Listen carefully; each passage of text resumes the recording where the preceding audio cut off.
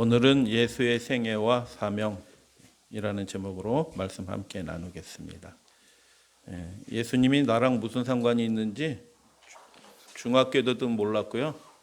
고등학교 때도 사실 몰랐고요.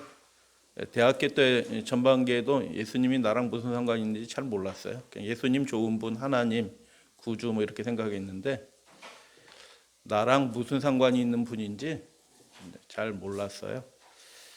네, 오늘 기본적인 성경 말씀을 통하여 예수님이 나랑 무슨 상관이 있는지, 예수님의 사명은 나를 위해서 하신 일이거든요. 예수님이 나를 위해서 무슨 일을 하셨는지 함께 살펴보는 시간 갖도록 하겠습니다. 누구게요? 진시황이 어마어마한 나라를 통치하면서 자신의 권세가 영원하게 되기를 원했어요. 그래서 불로초 그렇게 찾았다고 그러죠. 근데 몇 세에 죽었어요? 진시황이 49세. 이게 49세 되신 분 혹시 계시나요? 왜 먹어도 죽는가? 우리가 먹는 그것에 진짜 생명이 안 들어있다는 겁니다.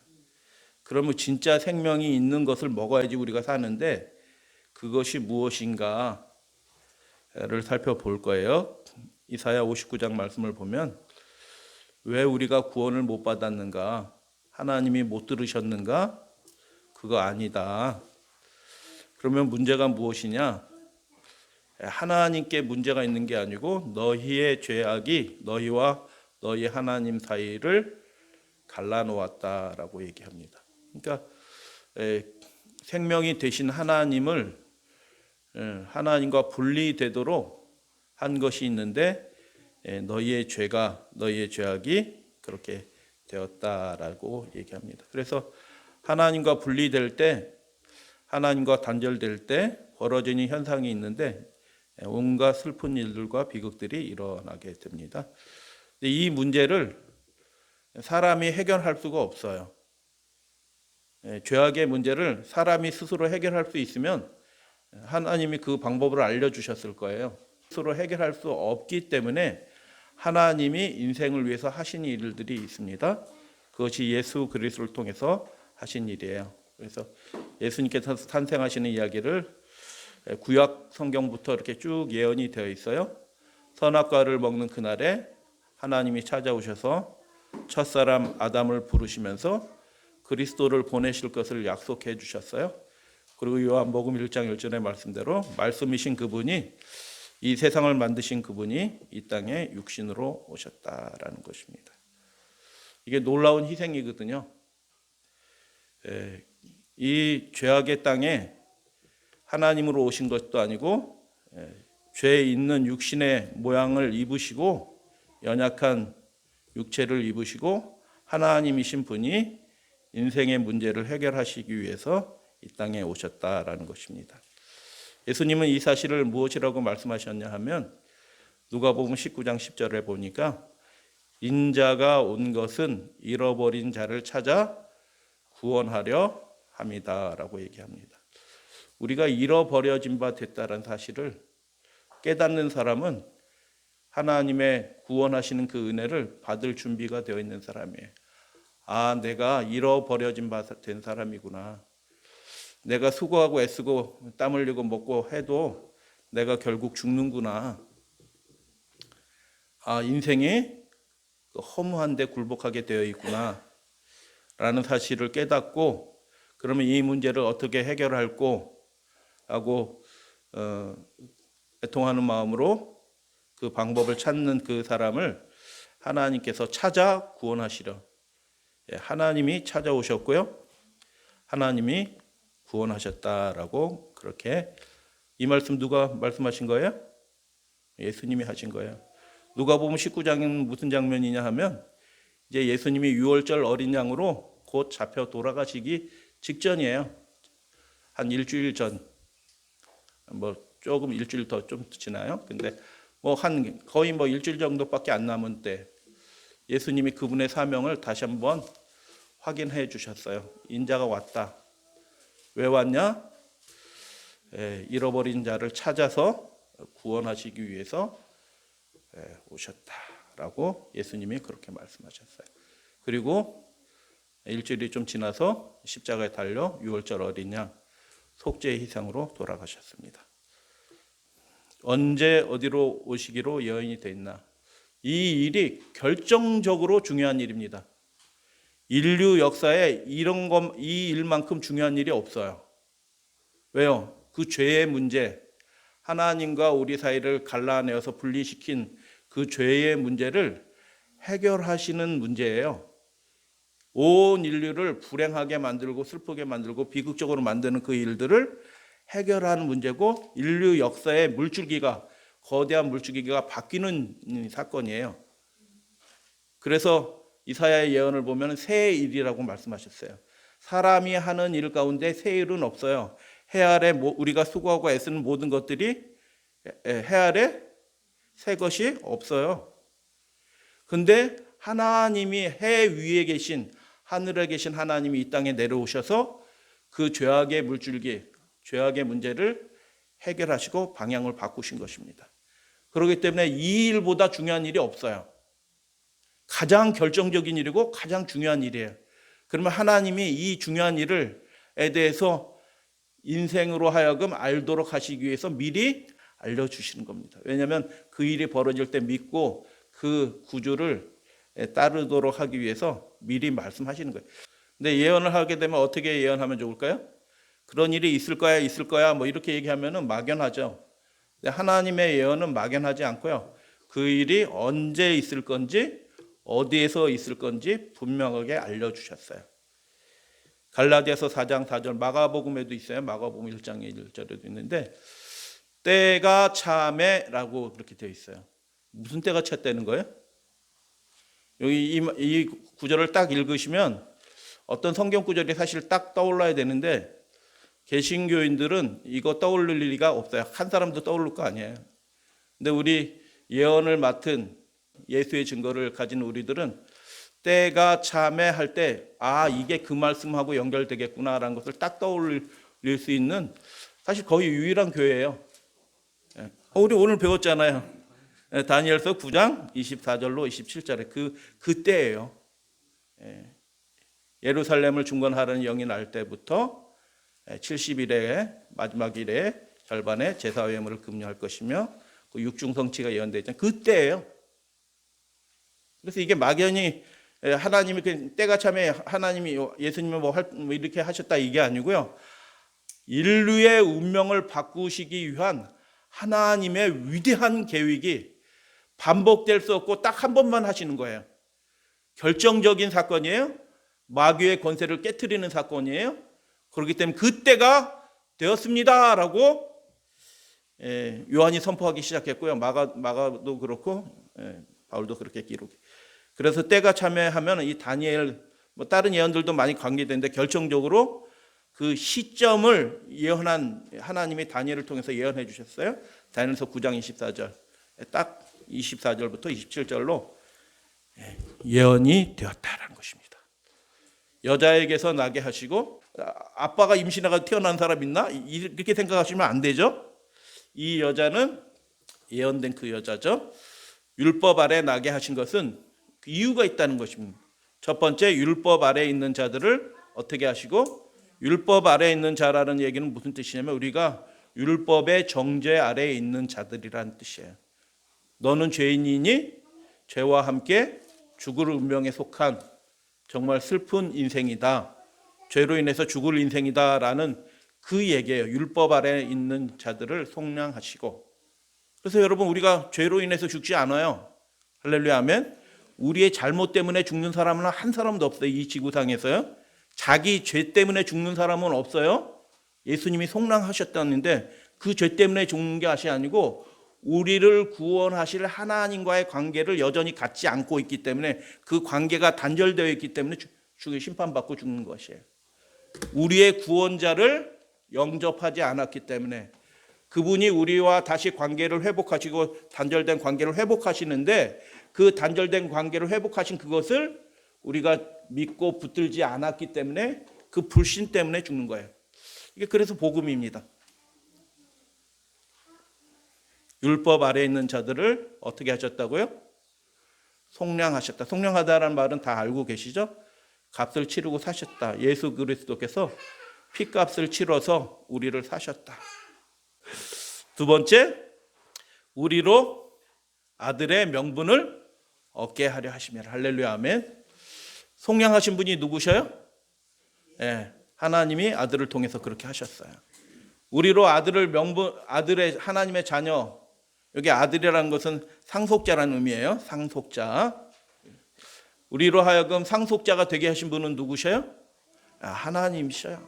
예수 그리스도 안에서 우리를 다시 상속자로 회복시켜 주신 것입니다.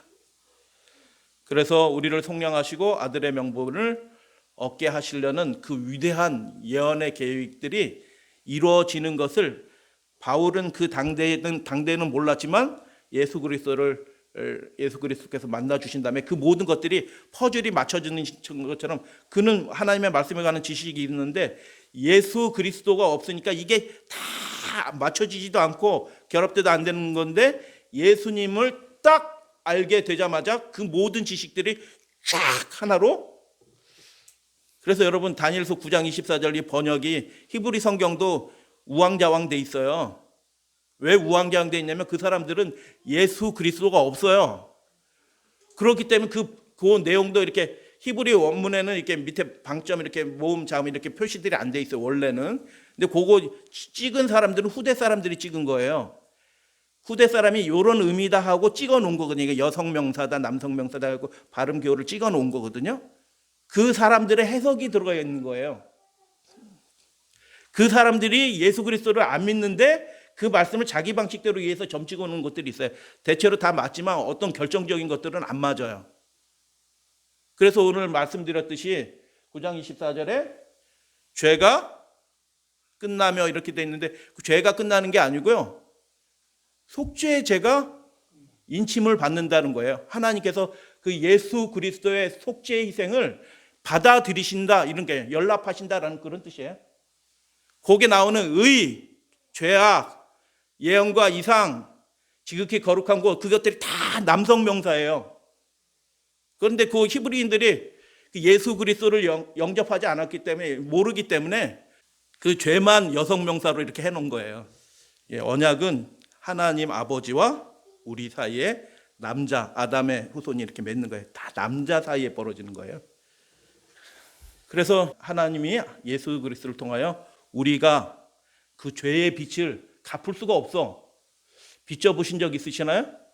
근데 우리가 갚을 수 없는 그 빚을 누가 갚아주셨다? 하나님이 아들 예수 그리스도를 통하여 갚아주셨다. 그래서 그게 속량하시고, 속량해 주실 뿐만 아니라 하늘 그 아름다운 나라, 위대한 나라, 영광스러운 그 나라를 상속받을 하나님의 자녀가 되게 해주셨다. 그 사건을 하나님이 그 아들을 보내사 우리를 위해서 해주신 것입니다. 아유, 감사해라. 바울이 성경 쓰다 보면 히브리서에도 이렇게 얘기되는데, 내가 이거 더 얘기하고 싶은데 내가 어려워서 얘기 못할 것 같다 하고 얘기 안 한 것들 많아요. 근데 이게 도의 초보예요. 도의 초보인데, 성경의 초보인데 그거를 가리키는 교회가 없어요. 이게 신기한 시대가 된 겁니다. 그 예언과 복음과 하나님의 약속과 율법과 이 말씀들이 다 연결이 돼서 그 도의 초보거든요. 이게 도의 초보. 근데 요즘 교인들은요, 도의 초보도 모르는 거예요. 왜 그럴까? 예수님에 대해서 별 관심이 없어요. 예수님이 우리를 위해서 무엇을 하신 것을 잘 알게 되면, 깨닫게 되면 시키지 않아도 성경 보게 되는 거고, 말씀이 그런가에 살피는 사람이 될 수밖에 없게 된 줄로 저는 믿어요. 그래서 때가 참여라는 것은 하나님이 그 이미 700년 전에 예언해 놓으신 그 때가, 그 시간표를 딱 만들어 놓으신, 기점도 다 해 놓으신 그 때가 됐을 때 하나님이 그 약속대로, 예언대로 그 아들을 보내셔서 이 일들을 우리를 위해서 이루어 주셨다. 할렐루야, 아멘. 어디서 나신다? 미가서 5장 2절.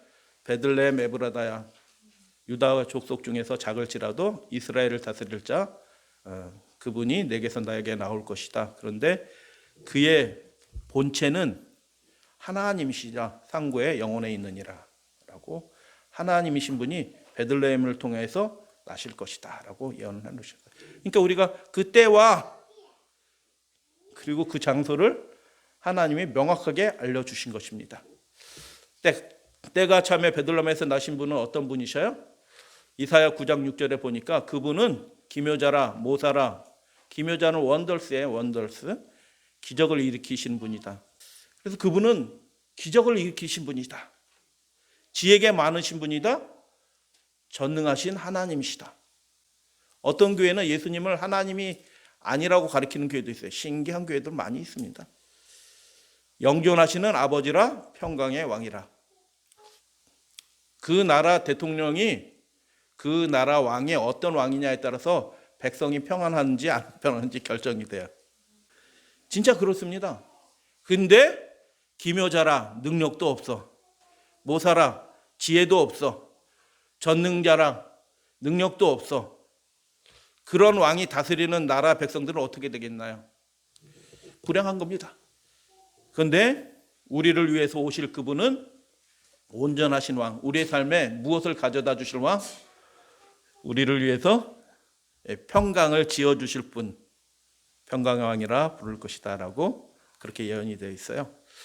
그래서 우리의 문제, 우리의 인생의 문제가 해결되기 위해서는요, 반드시 있어야 될 일들이 있는데 예수님이 우리의 삶의 왕이 되셔야 돼요. 그분이 우리의 삶의 주권자가 되어 주셔야 돼요. 그분이 우리의 삶의 커맨더, 명령하시는 분이 되어야 되는 거예요.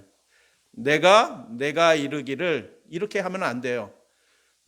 자기가 자기한테 말하는 사람이 되면 그 사람은 이 평강의 왕의 통치를 받는 사람이 아니에요. 자기 생각대로 살아가는 사람이지.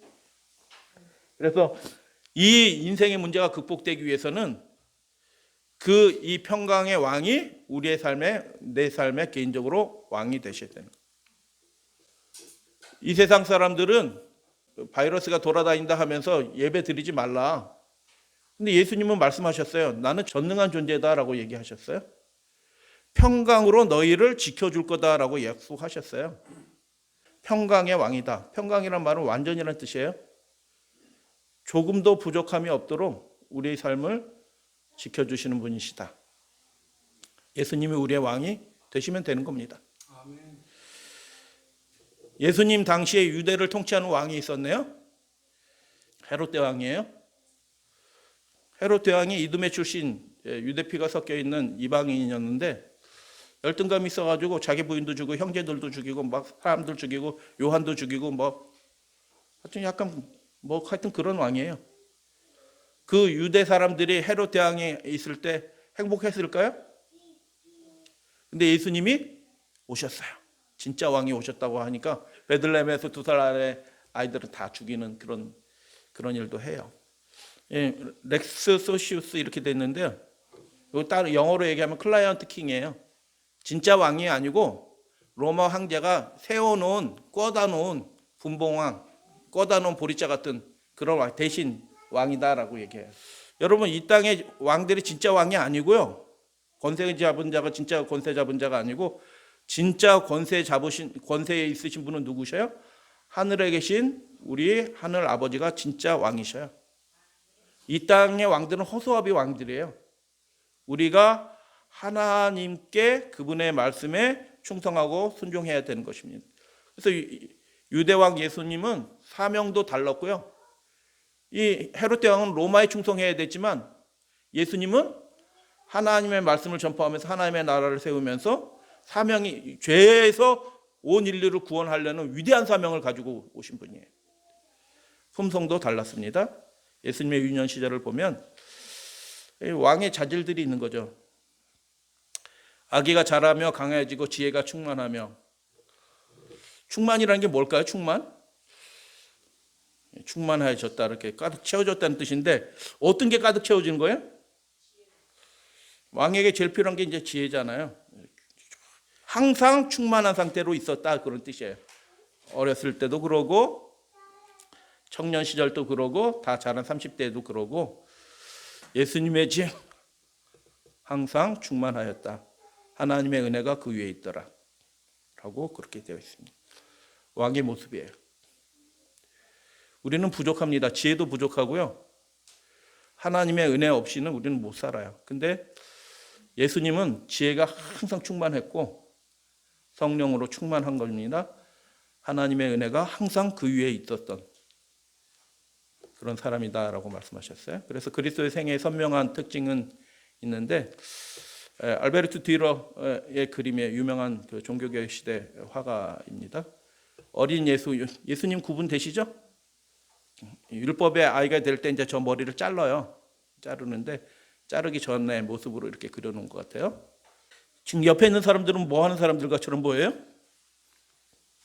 책도 들고 있는 사람이 있고 뭐 하고 있어요?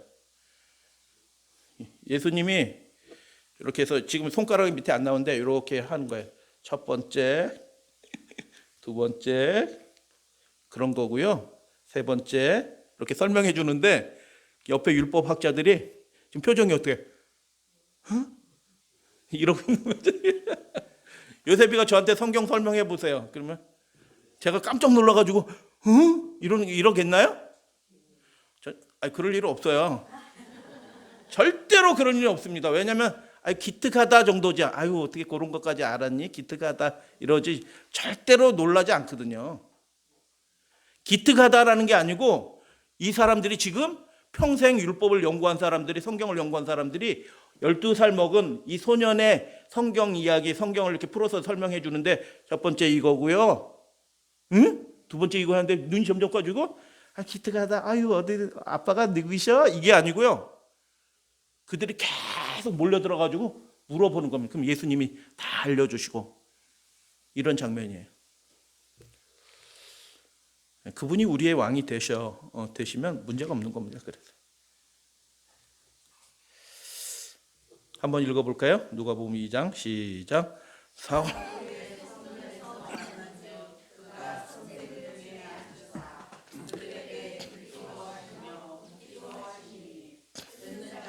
다 그 지혜와 대답을 놀랍게 여기더라.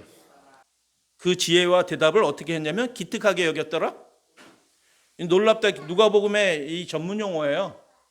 이게 무슨 뜻이냐면 사람들이 기적을 보면은 어떻게 해요? 죽은 자가 살아났어요. 일어났네? 이렇게 해요? 그때 쓰는 전문 용어예요. 누가가 쓰는 전문 용어.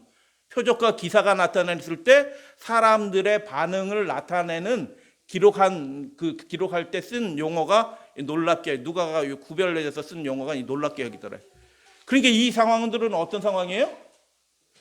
그 12살짜리의 얘기를 들으면서 그 사람들이 그 세계가 그냥 확 뒤집어지는 그 일들을 경험한 것입니다. 그래서 예수님 말씀을 들으면요, 예수님께서 들려주신 그 말씀이 우리 속에 들어오면 우리의 삶도 이런 일이 벌어져요. 세계가 확 뒤집어집니다. 그렇구나. 이 세상이 아무것도 아니구나. 내가 수고하고 장사했고 500만 원 벌든지 700만 원 벌든지 1000만 원 벌든지 어떤 사람은 5억을 벌든지 그게 중요한 게 아니구나. 내 삶에서 가장 중요한 게 이거구나 하고 그 세계가 완전히 뒤바뀌는, 전복이 되는 그런 일들이 무엇을 통해서 있어요?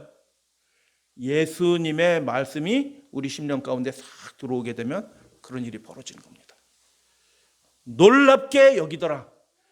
한 번 놀란 게 아니고요, 떠나지도 않고 계속 놀란 거예요. 근데 여기 잘 보셔야 돼요. 예수님이 지금 서 있어요? 앉아 있어요? 이 그림은 서 있는 거로 그렸는데 그림 땡. 누가복음에 보니까 예수님이 서 있어요? 앉아 있어요? 거꾸로 된 겁니다. 그 지혜자들, 율법학자들은 다 서서 막 물어보고요, 예수님이 가르치는 자로 딱 앉아서 가르치신 거예요. 여러분, 그래서 우리가 구원받으려면요, 우리는 서 있어야 됩니다. 마음의 자세가 예수님은 앉으시고 말씀해 주세요, 제가 듣겠습니다, 이렇게 서서 딱 듣는 거예요. 지금 예배 드릴 때 서 있으라는 뜻은 아니에요. 우리의 마음의 자세가 어떤 자세가 돼야 된다고요? 주여 말씀하시옵소서, 내가 듣겠나이다 하고 서서 이렇게 다 경청하는 마음으로 이렇게 듣는 사람들에게 구원이 이루어지는 거예요. 할렐루야, 아멘. 근데 예수님이 앉으셔야 되는데 집에 들어오지도 못하게 문 밖에 홀대해. 그게 이 마지막 교회의 형편이에요. 이 마지막 시대의 교회의 형편이 예수님이 들어와서 앉으셔야 되는데, 상석에 앉으셔서 말씀을 선포하셔야 되는데, 이 마지막 시대 교회의 형편은 어쩌면 예수님이 앉기는커녕 어떻게 하고 있어요? 문 밖에 계신 거예요. 그러니까 아무런 삶에 감동도 변화도 깨달음도 없게 된 거예요. 우리 사랑하시는 믿음의 가족들은 예수님이 우리의 삶의 중심에 딱 좌정하시고 앉으셔서 말씀하시는 그 음성을 듣는 자가 될 거라고 저는 믿어요. 예수님의 청년 시절, 이 말씀도 다른 교인들은 이해할 수가 없어요. 이 말씀이 수수께끼 같은 말씀이거든요. 예수님이 죄가 있어서 침례받은 게 아니잖아요. 그죠? 이게 무슨 뜻이에요? 침례받으러 오는데 죄인들이 침례받으러 왔죠. 세리와 죄인들이 침례받으러 왔는데 예수님이 침례받으러 오시는 것을 보면서 요한이 깜짝 놀라서 거부하잖아요. 그런데 예수님이 말씀하시잖아요. 이제 허락하라. 우리가 이렇게 하여 모든 의를 이루는 것이 합당하니라. 이게 무슨 뜻이에요? 저는요, 예수님이 속죄 제물로 구별되시는 것 같아요. 예. 그래서 이 장모님이 말씀하셨어요. 감사합니다. 이게 다 예언과 연결되어 있는 거거든요. 아까 9장 24절에 육증성취, 하나님의 의가 뭐 한다고요? 드러나며 그렇게 돼 있잖아요. 하나님이 하신 그 일들이 이 세상에 나타나고 드러나는 것입니다. 죄인을 위해서 하시는 일들. 그래서 그것과 관련되어 있습니다. 더 자세히 설명을 드리지 않아요. 그러니까 성경 말씀이 수수께끼 같으니까 예수님도 몰라, 성경도 몰라, 믿음도 몰라. 그런데 주여는 해. 그렇게 되면 안 되는 겁니다. 말씀을 옳게 분별하셔야 돼요. 저도 이거 청년 시절 때 중학교 때 고등학교 수도 없이 들었는데 그때는 이해가 안 됐어요. 근데 지금은 이해가 됩니다. 그 구약 성경의 그 예언의 말씀들이 하나님 하시려고 주신 그 예언의 말씀들이 딱 이해가 되니까 예수님이 하신 말씀들이 다 이해가 되더라고요. 바울이 한 얘기가 무슨 뜻인지 이해가 되더라고요. 유대인의 전통이라고 얘기했는데 좀 더 크게 얘기하면 때가 참에 그렇게 하신 거예요. 딱 그때에 침례 받으신 거예요. 기름 부음 받은 왕이 어떻게 했는데 일어날 것이다 라고 얘기했는데 이때예요. 다니엘서 9장에 예언된 말씀대로. 그래서 이는 내 사랑하는 아들이요 내 기뻐하는 자니라. 그 아들이에요. 보내시기 위하는 그 아들이에요. 하늘에서 소리가 났다라는 것입니다. 요한복음 1장 29절 요한이 그렇게 얘기하죠. 그래서 우리가 성령의 충만함을 받으면 예수님이 어떻게 보이냐면 나의 죄를 지고 가신 하나님의 어린 양으로 우리 삶에 딱 받아들여지게 되는 거예요. 우리가 성령의 인도하심을 받는 사람은 이게 될 때 예수님이 어떻게 보이냐면 나의 죄 때문에 돌아가신 분으로 딱 선명하게 보이는 거예요. 제가 그 경험이 없었기 때문에 중학교, 고등학교, 대학교 다녀도요. 이 성경 말씀 그렇게 많이 듣고 해도 성령이 없으니까요. 그분이 나랑 무슨 상관인지 몰랐다니까요. 예수님 좋은 분 구주, 다시 오실 재림의 주 이렇게 알았지 나랑 무슨 상관이 있는지 하나도 몰라요. 예수님이 내 인생의 결정적인 문제를 해결하신 분이라는 것을 깨닫지 못했어요. 근데 내 인생의 가장 결정적인 문제를 누가 해결하셨다고요? 하나님이 그 아들을 보내셔서 해결해 주셨다. 예수님 시험 당하셨잖아요. 우리에겐 이게 시험이 안 돼요. 그죠? 근데 예수님께는 시험이 돼요. 내가 만일 하나님의 아들에게 명하여 돌들로 떡덩이가 되게 하라. 이건 예수님에겐 시험이죠. 얼마든지 하실 수 있으니까. 그래서 예수님은 우리랑 다르신 분이에요. 그 신분과 능력이 있어서. 그래서 그분이 우리의 삶의 주인이 되실 때만 명하시면 이런 일도 벌어지는 겁니다. 믿으시게 되길 바랍니다. 그분이 우리의 삶의 주인이 되셔서 이런 일을 명하시면 되는 거예요. 돌들을 명하셔서 떡덩이가 되도록 우리의 삶을 위해서 그렇게 하실 수 있는 분이에요. 예수님 자신을 위해서는 사명을 위해서는 하시지 않으셨지만 말씀하시면 그게 되는 분이에요. 그러니까 그분의 말씀을 우리가 듣는다는 게 그분의 자녀가 된다는 게 그분을 따라간다는 게 얼마나 놀라운 일이에요. 그분이 우리의 삶에 돌덩이밖에 없어요. 가진 게. 그런데 그것을 명하시면 그게 우리의 양식이 되도록 하실 수 있는 분이에요. 우리 인생의 문제를 해결하실 수 있는 능력이 있으신 분이에요. 지혜가 많으신 분. 기록되었을 때 이건 다 알기 때문에 신명기 8장 3절에 말이에요. 하나님의 입으로 나오는 모든 말씀으로 살 것이니라. 여러분 뭐 때문에 사냐? 먹어야 사는데 뭘 먹어야 사냐면 하나님의 말씀을 먹어야 사는 겁니다. 내가 만일 하나님의 아들을 띄어내리라 기록되었을 때 너를 위한 시험의 그 과정들이 자세한 사항들은 다 알기 때문에 설명하지 않습니다. 띄어내리라. 마귀도 기록되었을 때 하잖아요. 예수님이 뭐라고 해요? 또 기록되었을 때 주 너의 하나님을 시험하지 말라 하시니라. 세 번째 시험은 내게 엎드려 경배하며 이 모든 것을 내게 주리라. 결국 문제가 되는 것은 경배의 문제예요. 하나님을 우리가 참으로 예배하는 자가 되느냐 그렇지 않느냐, 이게 결정적인 문제가 되는 것입니다. 세상 권세에 엎드리면 그 사람은 하나님의 자녀가 아니라고 요한계시록에 그렇게 말씀하셨어요. 세상 형편에 맞춰서 사는 사람들은 하나님의 명령과 맞지 않을 상황들이 자꾸 생겨요. 그런 상황들이. 근데 세상 형편에, 돌아가는 형편에 맞춰서 사시는 분들은 하나님의 자녀로 인정함을 받지 못할 거라고 요한계시록을 한마디로 요약하면 그렇게 돼요. 그러니까 우리가 실패하고 실수하더라도 결국 무엇을 배워야 되냐면 우리의 삶이 오직 하나님께만 엎드려지는, 경배하는, 순종하는, 따르는 그런 사람이 되어야 되는 것입니다. 예수님께서 사탄아 물러가라 이렇게 얘기하셨어요. 우리의 삶을 그런 대로 자꾸 이끌고 있는 것은 사탄이에요. 주 너의 하나님께만 경배하고 섬기라라고 하셨다. 요한이 1서 2장 16절에 보면 육신의 정욕이 뭐예요? 배부르게 먹고 살아라. 안목의 정욕이 뭐야? 이 세상 모든 것 줄이라. 이 생의 자랑이 뭐예요? 뛰어내리라. 사람들이 너를 그리스도로 받아들이고 칭송할 거다. 그런데 하나님의 말씀이 아닌 것은, 하나님께 충성되지 않은 것은 그 모든 것들이 이 세상으로부터 온 것, 마귀적인 것이다 라고 얘기하십니다.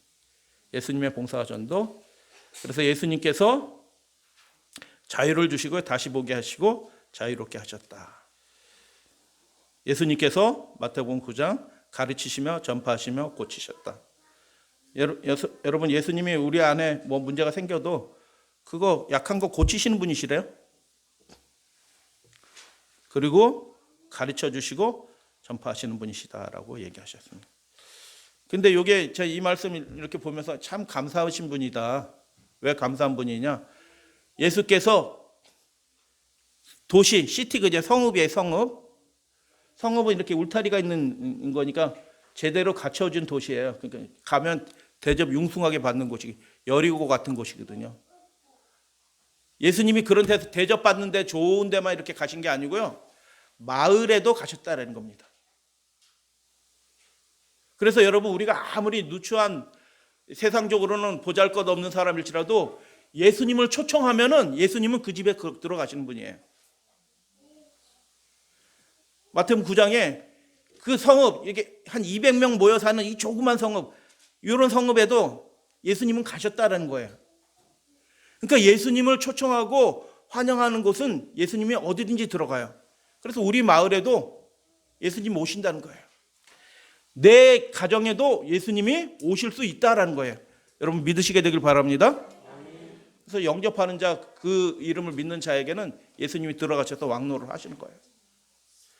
고치시고요, 안 되던 일을 해내시고요, 그리고 천국을 회복하시는 일들을 예수님이 하신다. 마을에도 들어가셨구나, 예수님. 근데 예수님은 그 아주 적은 사람, 미약한 사람이 사는 곳에도 예수님은 찾아가셨다는 겁니다. 예수께서 내가 곧 길이요 진리요 생명이니 나로 말미암아 아버지께로 가기 위해서는 그래서 예수님을 통해서 가는 거예요. 예수님을 따라가는 거고요, 예수님께 맡겨야지 가는 것입니다. 많은 사람을 위한 대속물로 주려 함이다라고 얘기합니다. 그래서 예수님이 하신 말씀이 다 이렇게 연결된 말씀이라는 걸 예전에는 미처 몰랐네요. 나를 위해 대속물로 목숨을 내어주신 예수님. 다 같이 갈라디아서 3장 읽겠습니다. 시작. 그리스도께서 우리를 위하여 저주를 받은 바 되사 율법의 저주에서 우리를 속량하셨으니 기록된 바 나무에 달린 자마다 저주 아래 있는 자라 하셨습니다. 우리가 잘못했으니 우리가 저주받아야 되는데 우리가 계속 잘못하는 것도 있어요. 어떤 것들은. 근데 그러면 그 정도 되면 다니엘서 9장 27절의 말씀대로 보면 우리가 끊어져야 되는데 우리는 안 끊어지고 예수님이 대신 끊어지셨네. 그게 저주받는 것입니다. 나를 위해 끊어짐을 당하신 예수 그리스도. 모세가 광야에서 뱀을 든 것 같이 인자도 들려 하리니라. 여호와께서 모세에게 이르시되 불뱀을 만들어 장대 위에 매달라 물린 자마다, 뱀에게 물린 거잖아요. 마귀한테 물린 거고요. 그 죄악의 문제가 해결되지 않는 상태에 있는 거거든요. 곧 죽을 거예요. 그런데 그 죽을 사람이 어떻게 해요? 나무에 달린 뱀 예수 그리스도를 바라보면 그것을 보면 살리라라고 그렇게 말씀하셨어요. 예수님을 바라보시고 하나님께서 우리를 위해서 해주신 그 일들을 영접하시고 하나님의 말씀에 따라 순종하심으로, 이 책에 우리 그 말씀의 한계는 그것을 보면 살리라 해서 두 가지를 얘기했어요. 정확한 얘기입니다. 믿음과 순종이에요. 믿는 사람은 순종하게 되는 것입니다. 순종함으로 그 믿음이 드러나는 것입니다. 그래서 그 사람이 살게 되는 것이다라는 것입니다. 진짜 믿음하고 가짜 믿음은 그래서 구분이 돼요. 그를 믿는 자마다 멸망치 않고 영생을 얻게 하려 하십니다. 이 믿는 자가 시제가 뭐라고 되어 있을까요? 과거로 되어 있을까요? 현재로 되어 있을까요? 믿을 자, 미래로 되어 있을까요? 여기서는 예수님은 말씀하실 때 현재로 말씀하셨어요. 어저께도 믿었고요. 지금도 집사님 감사합니다. 정확하게 다 기억하고 계세요. 어제도 믿었고, 어제도 충성되었고, 지금도 충성되고, 앞으로 무슨 환란이 와도 충성되고, 이런 뜻으로 말씀하신 거예요. 예수님이 인정하면 구원 얻는다는 뜻이 아니고요. 어제도 충성되었고, 오늘도 충성되고, 내일도 무슨 환란이 닥쳐도 충성되게 살 사람, 사는 그 사람, 어떻게 그렇게 살 수 있냐? 하나님이 도와주셔요. 성령께서 그렇게 하시도록 하시는 거예요. 그 사람에게 영생이 선물로 주시는 것입니다. 그래서 믿는 자의 현재의 모습이고요. 무리에게 이르시되 아무든지 나를 따라오려든, 이제 말씀 마칩니다. 자기를 부인하고, 살려고 하니까 자꾸 불안한 겁니다. 자기를 부인하는 거예요. 이제 살려고 하면은요, 자꾸 믿음의 갈등이 생기고, 이렇게 해야 되냐 저렇게 해야 되는데, 우리는 십자가에서 날마다 죽은 사람이에요. 그러면 아무런 걱정이 없어요. 그 왕이 살아계시니 날마다 자기 십자가를 지고 예수님을 따르는 것입니다. 목사님 따르는 게 아니고 훌륭한 어떤 전도자 따르는 게 아니고요. 예수님을 잘 따르세요. 그리고 말씀을 예수님이 우리 삶에 좌정하셔서 그분이 말씀하시고 우리는 서서 다 경건한 마음으로 듣는 그런 마음을 가지게 되시면 구원이 날마다, 예수님이 명령하시잖아요. 돌을 명하여 떡이 되게 하실 분은 하나님이셔요. 예수님이셔요. 그 놀라운 일들을 우리가 경험하게 될 거예요. 어린 양이 어디로 인도하든지, 그래서 그 사람들은 막연한 믿음이었는데 지금은 예수님이 우리에게 이런 걸 기대하시는 거구나, 높은 거구나, 위대한 거구나. 그래서 이 어린 양이 예수님이 어디로 인도하시든지 우리는 따라가는 자예요. 우리가 실수하고 넘어질 때도 있어요. 근데 예수님이 따라가니까, 예수님이 딱 넘어지면 어떻게 해요? 예수님이 다시 일으켜 주시거든요. 그분을 따라가는 자들에게만 있는 일이에요. 엉뚱한 데 가다 넘어지면요, 거기 가서 시궁창에서 막 헤매다가 거기서 인생 끝났는데, 예수님을 따라가다 넘어지면요, 예수님이 일으켜 주셔요. 그 사람들이 하나님과 어린 양에게 속한 사람이래요. 그분의 소유된 백성이다. 믿는 자는 지금도 믿고 따라가시는 분.